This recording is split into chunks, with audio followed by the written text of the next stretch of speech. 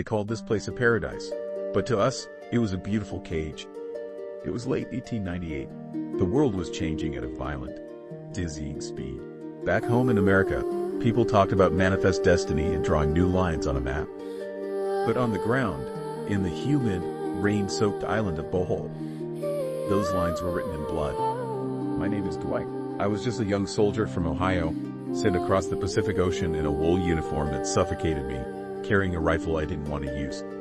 I was surrounded by towering palm trees, white sand beaches, and the massive stone walls of the Spanish churches in Tagbilaran. I was a stranger in a land that did not want me. I was entirely, completely foreign, but I wasn't the only one. While the Americans were arriving to claim the Philippines, the Spanish Empire was desperately trying to hold onto its final, crumbling pieces. And in the center of that collapsing world was Elena Valentina. Elena was the daughter of the local Spanish alcalde mayor. Her father was a powerful man, proud and stubborn, refusing to accept that Spain's 300-year reign was coming to an end. Elena had been born in Madrid but uprooted to this tropical outpost as a child. She had her mother's dark, sharp eyes and a grace that seemed entirely out of place among the muddy roads and military barracks of Bohol. She was a bird of paradise trapped in a storm. By history's design, we were supposed to be enemies. The United States and Spain had just fought a war, and now, the Filipino revolutionaries were rising up, determined to take their island back from both of us. It was a three-sided powder keg waiting for a match. But fate doesn't care about politics. It happened on a Tuesday evening. A heavy tropical downpour had turned the streets of Tagbilaran into rivers of mud. I was on patrol near the plaza, drenched to the bone, watching the imposing stone facade of the governor's mansion. Suddenly, the heavy wooden doors swung open. Elena walked out onto the covered stone veranda, holding a lantern. She was trying to secure a loose shutter that was banging violently against the wall in the wind. The storm was fierce, and as she reached out, the wind caught her shawl, pulling it into the darkness. She lost her footing on the wet stone. Without thinking, I dropped my rifle against a pillar and sprang forward, catching her by the arm just before she fell down the stone steps. The lantern flared between us, casting long, dancing shadows across her face. For a second, the roar of the rain faded.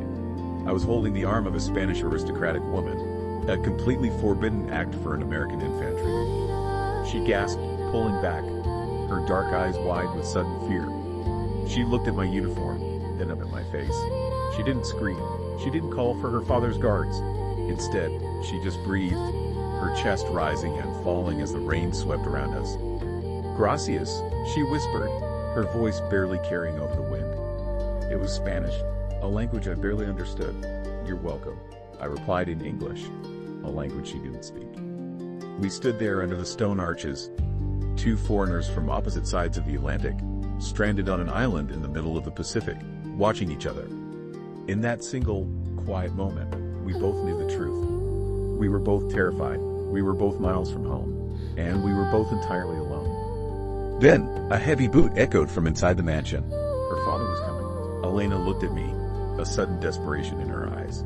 She did something that changed everything. Instead of pointing to the courtyard, she pointed toward the dark gardens behind the veranda, silently telling me to hide. I grabbed my rifle and vanished into the shadows of the palm trees just as the heavy doors opened again. From the dark, I watched her turn to her father, masking her fear with a calm smile. I was an American occupier. She was Spanish royalty, and we had just shared our first secret.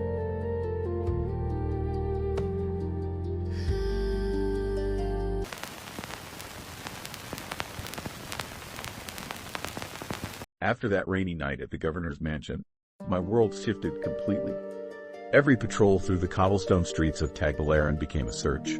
My eyes constantly scanned the heavy wooden balconies, the high stone arches, and the shaded courtyards, looking for a glimpse of dark hair or the flash of a lace shawl. I knew it was dangerous. I knew that if my commanding officer caught me distracted, I'd be thrown in the brig. And if Elena's father, the alcalde mayor, found out an American private was watching his daughter, a bullet would be the least of my worries. "Hey, Dwight, focus up," Corporal Miller snapped, shoving his shoulder into mine as we marched past the town plaza. "You've been staring at that mansion all morning. You trying to get us ambushed? The locals are getting quiet. Too quiet. Something is brewing. Quote. Just keeping an eye out, Corporal," I lied, gripping my rifle tighter. Well, keep your eyes on the tree line, Miller muttered, spitting onto the dirt road. We aren't in Ohio anymore. These people want us gone. And honestly, I don't blame them. Just don't go getting soft on me. Quote. But love in a time of war doesn't listen to reason. And it certainly doesn't care about military discipline. Our second meeting wasn't accidental. A week later, my unit was assigned to guard a heavy supply shipment near the shores of the Lubbock River. The river was a breathtaking sight, a winding ribbon of deep jade green, cutting through dense, towering walls of jungle.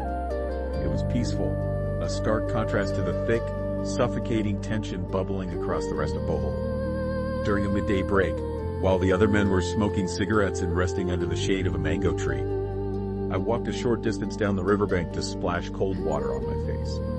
The heat was unforgiving, melting the heavy wool of my uniform into my skin. As I wiped the water from my eyes and stood up, my breath caught in my throat. There she was. Elena was sitting on a fallen palm trunk near the water's edge, a heavy leather-bound sketchbook resting on her knees. She was supposed to be under the strict, watchful supervision of her family's maids, but somehow, she had slipped away into the quiet sanctuary of the jungle. When she saw me, her charcoal pencil paused mid-stroke over the paper. For a terrifying second, I thought she would scream or run away. Instead, she offered a small, tentative smile. I stepped closer, my heavy leather boots sinking into the thick mud. I didn't have my rifle this time. I had left it by the crates. In that moment, I wasn't an occupying soldier. I was just Dwight. "Hello," I said. My voice was barely above a whisper, terrified of breaking the fragile silence of the riverbank. Elena closed her sketchbook slightly, keeping her finger between the pages, and looked up at me. "Hola," she replied softly. I pointed to the empty space on the log beside her, tilting my head in a question. She hesitated for a moment, glancing back toward the main path to ensure no one was following her, and then she nodded. We sat on that fallen log, separated by a few inches in an entire ocean of cultural differences. We quickly realized the harsh, frustrating truth. We had no words. I cleared my throat, pointing to my chest. "Dwight, my name is Dwight." Quote. She watched my lips move, a look of focused concentration on her face. She repeated it, the syllables rolling out with a soft, foreign rhythm. "Dwight?" Quote. I smiled, nodding vigorously. "Yes, Dwight. And you're Elena Valentina, right? I heard your father call your name." Quote. "Elena," she corrected gently, pointing to herself. "Solo Elena." She then pointed back to the river, trying to bridge the gap between us. She took her charcoal pencil and drew a swift, perfect sketch of the flowing water on a blank page. She tapped the paper, looking directly into my eyes. "Rio." Quote. "River," I replied, taking the pencil from her fingers. Our skin brushed for a fraction of a second, and a sharp spark shot straight down my spine. I wrote the English word underneath her drawing. "River." Quote. She leaned in closer, reading the letters. "Revere," she whispered, her accent thick and sweet. For the next hour, the dense Bohol jungle became our classroom. We pointed to the bright blue sky, cielo, sky, the towering palm trees, arbol, tree, and the heavy rain clouds forming above the canopy. Lluvia, rain. We laughed quietly, covering our mouths, whenever we completely mispronounced each other's words. In a land where everyone else was shouting for war and dominance, we were softly, patiently learning how to speak to one another. But our secret paradise was fragile, and reality had a cruel way of tearing it apart. Before I had to return to my unit, Elena looked deeply into my eyes, the playful smile fading from her face. She took the pencil back, flipped to a fresh page, and drew a small, crude map of a hidden path behind the massive stone ruins of the Baclayan church. Elena was already there, tucked into a crumbling alcove where the Spanish friars used to keep their records. We spent an hour exchanging words, sharing fragments of our lives back home through drawings. She drew a grand, crowded street in Madrid. I drew a quiet, sweeping cornfield in Ohio. We were completely lost in each other's worlds until a heavy, rhythmic sound shattered the peace. Thud, thud, thud. Heavy boots were echoing against the stone floor just outside the alcove. Elena's face drained of all color. She gasped, shoving my chest with surprising strength, forcing me backward into a deep, pitch-black recess where the stone wall had caved in. "Isandete, rapido," she hissed. I pressed my back against the damp, cold stone, holding my breath. Through a narrow crack in the wall, I watched a tall, broad man step into the alcove. It wasn't an American soldier. It was Captain Vargas, one of her father's most ruthless and loyal Spanish guards. His hand rested heavily on the polished brass hilt of his sword, his eyes scanning the ancient ruins with deep suspicion. "Señorita Elena?" Vargas's voice boomed, dripping with a cold, formal authority. "Su padre la buscando. El alcalde mayor dice que el pueblo no es seguro. Los rebels Filipinos están planeando algo. Your father is looking for you. The mayor says the town is not safe. The Filipino rebels are planning something." Elena stood up straight, her posture instantly shifting from a relaxed girl to a proud, icy aristocrat. She adjusted her lace shawl over her shoulders, her chin held high. "Estaba pintando, capitán. Las ruinas son tranquilas," she replied, her voice steady, though I could see her hands trembling slightly behind her back. "I was painting, Captain. The ruins are quiet." Vargas took a step closer, his eyes dropping to the mud on the floor. He noticed two distinct sets of footprints. His gaze lingered on the heavy, distinct tread of my American military boots. My heart hammered against my ribs so loudly I was certain he could hear it. He drew his hand closer to his weapon. "Yeah, Vargas murmured, his eyes narrowing as he looked directly toward the dark recess where I stood. "Pero parece que no estaba sola." "I see. But it seems you were not alone." Elena immediately stepped into his line of sight, blocking his view of my hiding spot. "Lo sugaría que cuide sus palabras, capitán," she snapped, her tone sharp enough to cut glass. "Regresaré al Palacio ahora. Que mine conmigo." "I would suggest you watch your words, Captain. I am returning to the palace now. Walk with me." Vargas stared at her for a long, agonizing moment. Finally, he bowed his head slightly, though the suspicion never left his eyes. "Como decía, señorita." Quote. As they turned and walked away, their footsteps echoing down the stone corridor, Elena paused for a fraction of a second. She didn't turn around, but she glanced slightly over her shoulder toward the dark wall. Her eyes weren't filled with aristocratic pride anymore. They were filled with absolute, paralyzing terror. The trap was closing. Her father was watching. The Spanish guards were closing in, and the piece of Bohol was about to shatter into 1,000 pieces.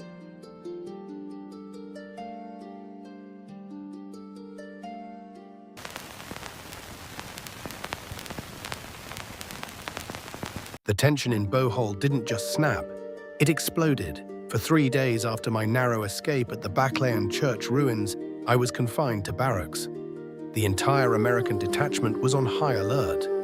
Word had come down from command that the local revolutionary forces, the insurgentes, were moving through the dense jungles outside Tagbilaran. The peace we had arrived to enforce was an illusion. The Spanish Empire was dead, the Americans were trying to take its place, and the Filipinos were ready to burn it all down to be free. "They're organizing, Dwight," Corporal Miller said, cleaning his Springfield rifle by the lantern light. The metal clicked sharply in the quiet room. "The locals call them the Pulahanes. They aren't just fighting with old Spanish muskets anymore. They have bolos, they have terrain advantage, and they have rage. If they hit the town, it's going to be a bloodbath." "And what about the Spanish?" I asked, my chest tightening as I thought of the governor's mansion. "The alcalde mayor and his guards," Miller snorted, a bitter sound. "They're trapped in the middle just like us. Stubborn bastards refuse to surrender their posts to us, and the revolutionaries want their heads for 300 years of colonial rule. If I were them, I'd get on the next boat back to Manila." But Eleanor couldn't get on a boat. She was trapped in the center of the target. The attack came at 3 o'clock in the morning. A sudden deafening explosion shattered the night silence, blowing the wooden shutters off our barracks wall. The sky over the plaza turned a violent, angry orange. Before the sirens could even wail, the air was filled with the terrifying sound of battle cries and the sharp, rhythmic crack of gunfire. "Ambush! Turn out! Turn out!" the sergeant roared, kicking open the barracks door. I stumbled out into the chaotic, smoke-filled street, my heart hammering against my ribs. The rain was pouring down, turning the dirt roads into a slick, muddy soup. Flares lit up the sky, casting long, monstrous shadows against the stone walls of the town. Through the smoke, I could see the distinct white uniforms of the Spanish guards retreating toward the plaza, completely overwhelmed by the swift, coordinated strike of the Boholano revolutionaries. My unit was ordered to secure the perimeter around the supply depots, but as we marched toward the square, my eyes locked onto the hill. The governor's mansion was on fire. Thick, black smoke was billowing from the grand wooden balconies of the second floor. The heavy stone arches of the ground level were illuminated by the roaring flames inside. "Miller, I have to go," I shouted over the din of rifle fire, breaking rank. "Dwight, get back here. That's a suicide mission," Miller yelled, reaching out to grab my jacket, but his fingers slipped on the wet fabric. I didn't look back. I sprinted through the mud, dodging stray bullets and retreating soldiers, driven by a single desperate thought: Elena. By the time I reached the mansion's iron gates, the courtyard was a graveyard of broken glass and discarded weapons. The grand wooden doors had been smashed open. Inside, the fire was consuming the beautiful Spanish tapestries and mahogany furniture. I ran up the grand stone staircase, the heat singeing the hair on my arms. "Elena!" I screamed, my voice cracking from the smoke. "Elena! Papa, por favor, levántate!" A desperate voice cried out from the end of the long, burning hallway. "Father, please, get up." I threw my shoulder against a heavy, smoking door at the end of the corridor. The wood splintered, and I burst into the governor's private study. The room was in ruins. The alcalde mayor, a proud man now looking fragile and broken, was pinned beneath a heavy, collapsed wooden beam from the ceiling. His leg was crushed, and blood stained his fine linen shirt. Elena was on her knees beside him, her hands covered in soot, frantically trying to lift the burning timber off her father. She looked up as the door broke, her eyes wide with terror, expecting a rebel. When she saw my wet American uniform, a sob of pure relief escaped her lips. "Dwight!" I dropped my rifle and lunged forward, wedging my shoulder under the heavy beam. "Elena, help me lift. On three. 1, 2, 3. With a roar, I strained against the weight, the burning wood searing into my uniform jacket. Elena pulled with all her might, and together we managed to shift the beam just enough to drag the alcalde mayor free. The old man groaned, his eyes fluttering open. He looked up at me, the foreign enemy, with a mixture of shock and deep humiliation. "Captain Vargas," the alcalde mayor wheezed, coughing violently from the smoke. He betrayed us. He left us to die, joined the retreat to the boats." "We don't have time for him," I said sharply, though he couldn't understand me. I looked at Elena. "We have to go, now, the roof is coming down." I hoisted the heavy, semi-conscious governor over my shoulder. His blood soaked into my uniform. Elena grabbed her mother's lace shawl from a chair, the only piece of her home she had left, and tightly gripped my free hand.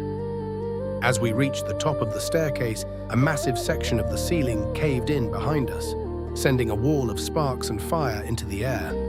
The main exit was blocked. The courtyard below was crawling with chaos. Elena pulled my hand, pointing down a narrow, dark servants' staircase that led toward the back gardens. Por aquí, she urged. This way, this way." We stumbled down into the dark, rain-drenched gardens, the cold air hitting our faces like a shock to the system. Behind us, the mansion was a towering inferno, a symbol of the old empire burning to the ground. In front of us lay the pitch-black, unforgiving jungle of Bohol, filled with thousands of men who wanted us dead. We were three completely different worlds: a dying Spanish ruler, an American occupier, and a terrified girl, forced together by survival. Elena looked at the burning ruins of her life, then turned her tear-streaked face to me. The language barrier didn't matter anymore. The look in her eyes spoke a universal truth. We had no home to go back to. We were completely on our own.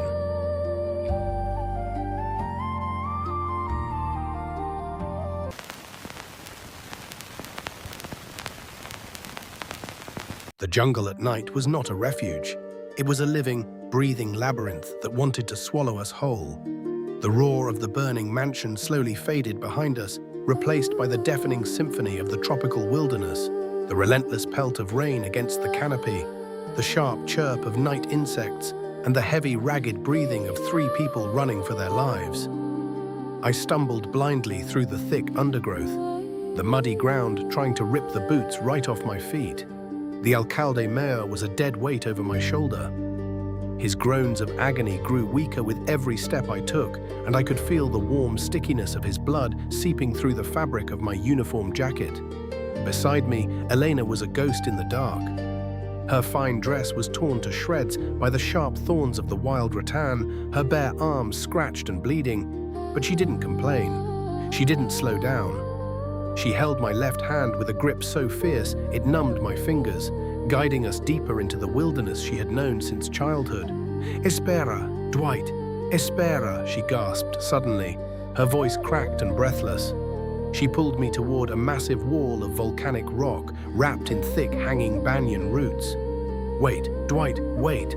She parted a heavy curtain of vines, revealing a narrow, hidden opening in the stone. A small cave, completely invisible from the main jungle floor.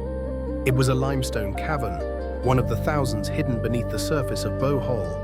I slid inside, gently lowering her father onto the cold, damp earth. The cave smelled of wet stone and ancient earth, but it was dry. For the first time in hours, the rain stopped hitting our faces. I collapsed against the stone wall, my lungs burning, my muscles trembling from exhaustion. Elena immediately dropped to her knees beside her father, cradling his head in her lap.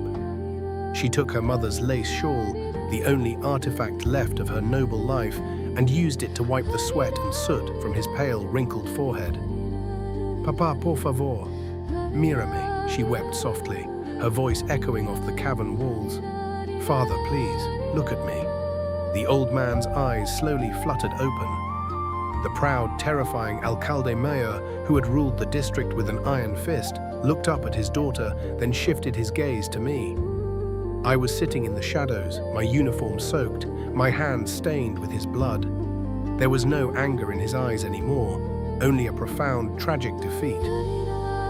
Un Americano," the old man wheezed, coughing violently as a tremor of pain racked his body. He reached out with a trembling, frail hand, gripping Elena's wrist. "Elena, ¿por qué? Es el enemigo, an American. Elena, why? He is the enemy." Elena shook her head, tears streaming down her soot-stained cheeks. She looked back at me, then down at her father. "No es el enemigo, papá. Él nos salvó. Vargas nos abandonó a morir en el fuego. Pero Dwight regresó por mí." "He is not the enemy, father. He saved us. Vargas abandoned us to die in the fire, but Dwight came back for me." The alcalde mayor stared at her, his breathing becoming shallow and rapid. He looked at the way her fingers lingered near mine. He wasn't a fool. In the twilight of his life, the truth became painfully clear to him. His daughter had given her heart to a foreign soldier.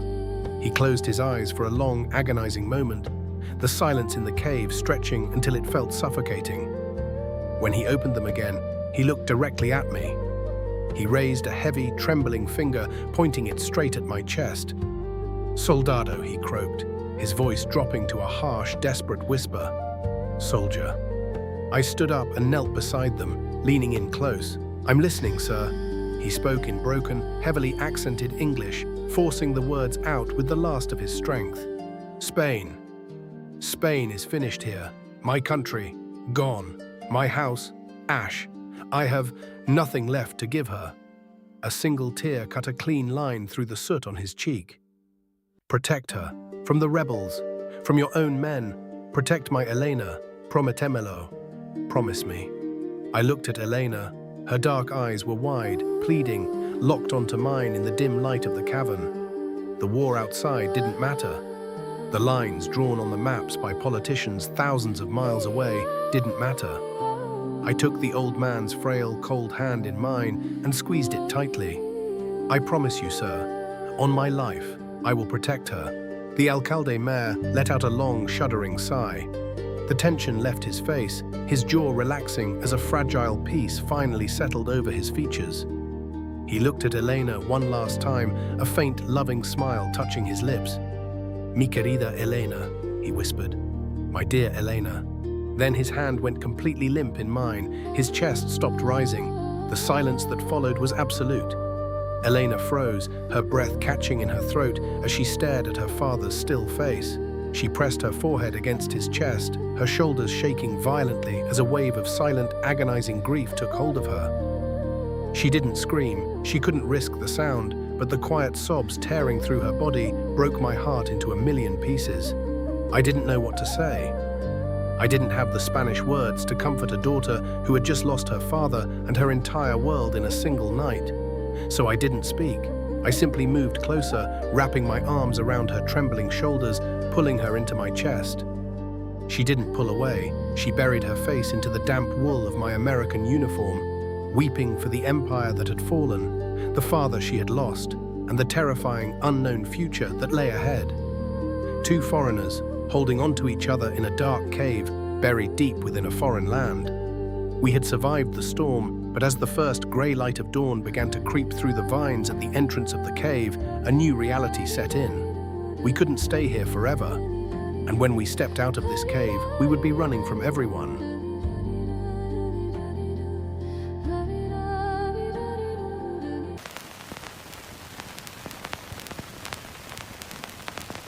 We buried the alcalde mayor under the giant banyan tree just outside the cave as the tropical sun began to bake the mud of the jungle floor. We didn't have tools. I used my bayonet and my bare hands to dig into the roots, clearing a shallow grave while Eleanor lined the earth with palm leaves. When we laid him to rest, she placed her mother's scorched lace shawl over his chest. She stood over the mound of fresh earth, her lips moving in a silent, tearless Catholic prayer. I stood a step behind her, my hands caked in dirt, my eyes scanning the surrounding jungle. Every rustle of a leaf made my hand jump to my belt. We were standing in a dead man's land. "We can't stay here, Elena," I said softly, stepping beside her. I pointed down the sloping jungle path, away from the smoke of Tagbilaran. "We need to move toward the coast. Maybe we can find a fishing boat, someone to take us away from the fighting." Elena looked at the grave, then up at me. She understood the urgency in my voice, even if the English words were still a puzzle. She nodded, wiping a streak of dirt from her cheek. "Sea, Al-Mar, to the sea." We walked for hours, cutting through the dense wilderness toward the southern coast of Bohol. The jungle was suffocatingly hot after the storm, the humidity rising off the ground like steam. By midday, my uniform was drenched in sweat, and Elena's breath was growing ragged. We needed water, and we needed a place to rest out of the sun. As the jungle began to thin, we spotted a small abandoned nipa hut sitting near a clearing. The thatched roof was partially caved in, and the bamboo walls were weathered, but it offered shade. "Wait here," I whispered, gesturing for her to stay behind a thick patch of wild ferns. I approached the hut cautiously, my bayonet drawn. The door hung loosely on its hinges. Creeping inside, I found nothing but empty clay pots and a broken wooden bench. It was safe. I waved to Elena, and she slipped through the door, collapsing onto the bamboo floor with a sigh of pure exhaustion. I sat near the doorway, keeping watch through the gaps in the bamboo wall. For an hour, the world was quiet. I looked back at Elena, who had fallen into a restless sleep, her head resting on her arm. Looking at her, with her torn dress and scratched skin, I realized how much she had lost in less than 24 hours. She was an aristocrat yesterday. Today, she was a fugitive, and it was all because she chose to save an enemy soldier. Suddenly, the quiet shattered. The distant, distinct sound of a snapped branch echoed from the clearing. My body went rigid. I pressed my face against the bamboo slats, squinting into the blinding midday sun. Through the trees, a line of men emerged. They weren't the Filipino revolutionaries. They wore the distinct, sweat-stained uniforms of the Spanish colonial guard. And leading them, his hand resting heavily on the hilt of his saber, was Captain Vargas. He hadn't fled the island. He was hunting. "Search the perimeter," Vargas barked in Spanish, his voice carrying clearly across the hot air. The alcalde mayor's body wasn't in the ruins. The girl might still be alive, and if she is, she has the keys to the district treasury. Find her. My heart hammered against my ribs like a trapped bird. I crawled backward, waking Elena with a firm hand over her mouth. Her dark eyes snapped open, wide with instant panic. "Shh," I hissed, leaning close to her ear. Guards, Vargas is outside.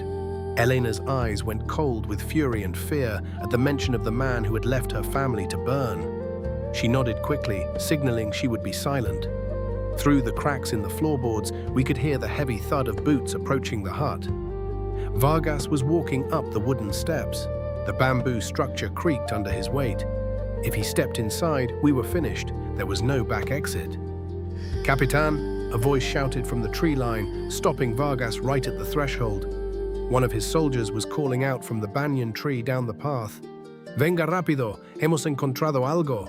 Una tumba fresca bajo el árbol." "Captain, come quickly, we've found something. A fresh grave under the tree." Vargas paused on the top step, his boots inches from my fingers.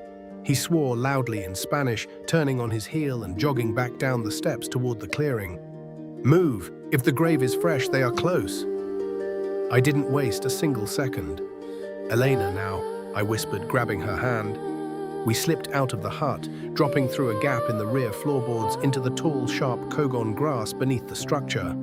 We crawled on our bellies, the grass slicing into our skin, moving toward the deep jungle on the opposite side of the clearing. But luck wasn't on our side. As we broke from the grass into the tree line, a young Spanish soldier turned the corner, a water canteen in his hand. He froze, his eyes widening as he locked sight on Elena's torn aristocratic dress, and then on my American uniform. "Aquí! Están aquí!" the soldier screamed, dropping his canteen and reaching for his rifle. "Here! They are here!" "Run!" I roared, throwing caution to the wind.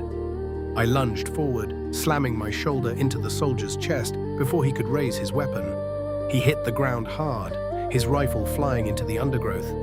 I didn't stay to fight. I turned and sprinted into the jungle, Elena right beside me. Behind us, whistles blew violently. Shots rang out, the bullets ripping through the high canopy above our heads, showering us in shredded leaves and bark. Vargas's voice roared over the chaos, filled with a terrifying retch. "Do not shoot the girl. Bring me the American's head." We tore through the jungle, blind to the thorns and the branches tearing at our clothes. The hunters were right on our heels, and the southern coast of Bohol was still miles away. We were running out of land, running out of breath, and the empire we thought we left behind was determined to bury us both.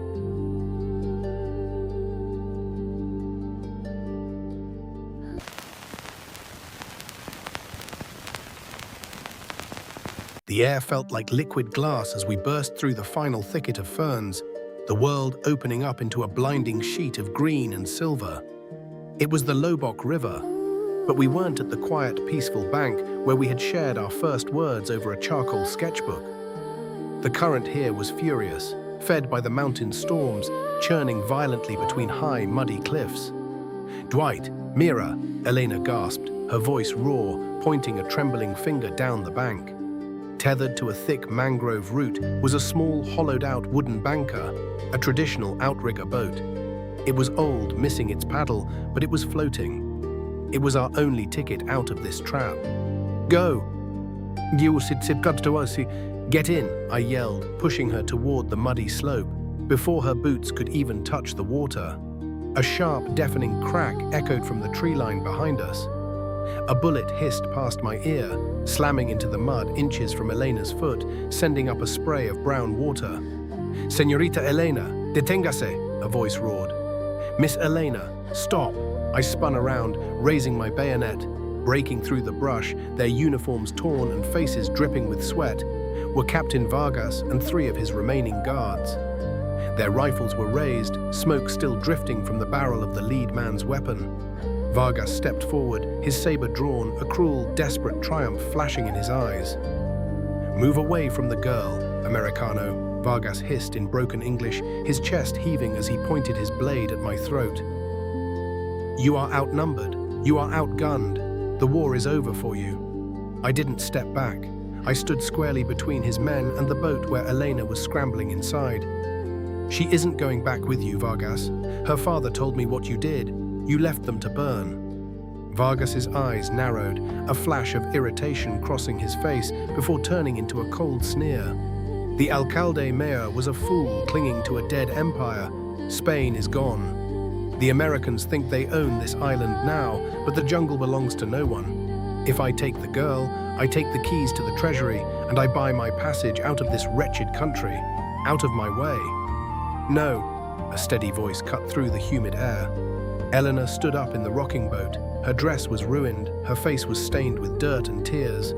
But as she looked at Vargas, the absolute authority of her aristocratic lineage returned to her voice. She spoke in her native Spanish, each word sharp as a razor. Tú eres un traidor, Vargas. Dejaste morir a mi padre. No tienes poder sobre mí y preferiría entregarme al río antes que caminar un solo paso contigo. You are a traitor, Vargas. You let my father die. You have no power over me. And I would rather give myself to the river than walk a single step with you. Vargas's face darkened with rage. Si no vienes por las buenas, vendrás por las malas. Apunten, he roared to his men. If you won't come willingly, you will come by force. Aim. The 3 guards raised their rifles, aligning their sights directly at my chest and the boat. In that split second, I knew we couldn't outrun a bullet. I looked down at the thick mangrove root holding the boat to the shore.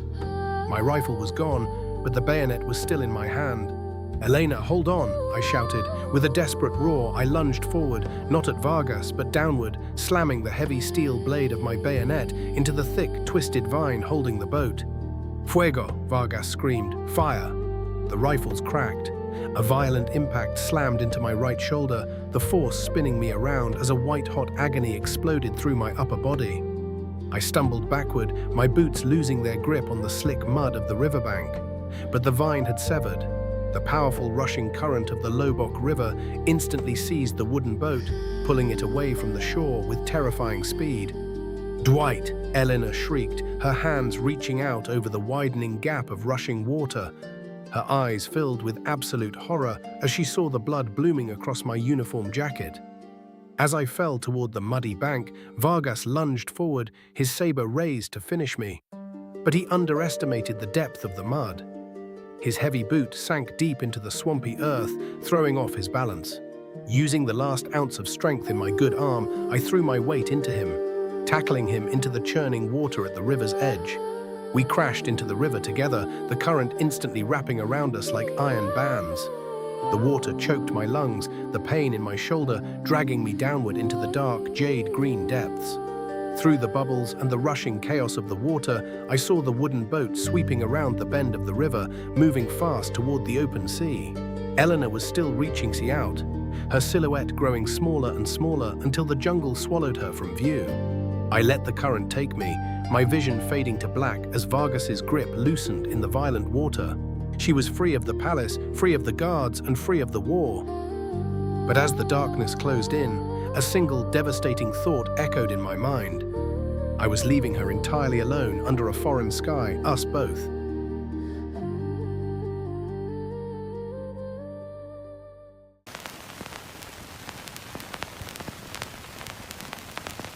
The human mind does strange things when it faces the end. It doesn't replay your greatest triumphs or your deepest regrets. Instead, it clings to the smallest, most quiet details. As the dark, heavy waters of the Lobok River dragged me under, I didn't think about the war, or Ohio, or the burning mansion. I thought about the rough texture of charcoal paper beneath my thumb, and the way Elena Valentina said my name, Dwight. But I didn't die. The same furious current that had torn us apart ended up throwing my body onto a shallow sandbar miles downriver near the coast of Loei.